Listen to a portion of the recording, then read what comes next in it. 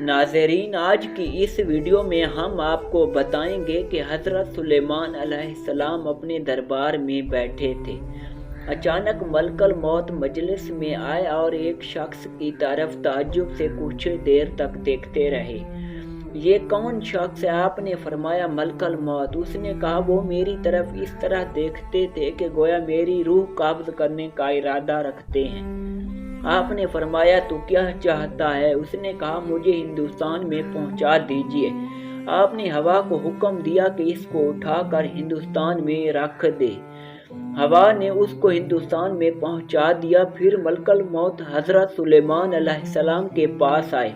آپ نے پوچھا تم کیوں اس شخص کو غور سے دیکھ رہے تھے؟ کہا مجھے بھی تعجب اس بات سے تھا، اللہ تعالیٰ کا حکم میرے پاس پہنچا ہے، اس کی روح ہندوستان میں قبض کرو، اور یہ آپ کے پاس بیٹھا کیا کر رہا ہے؟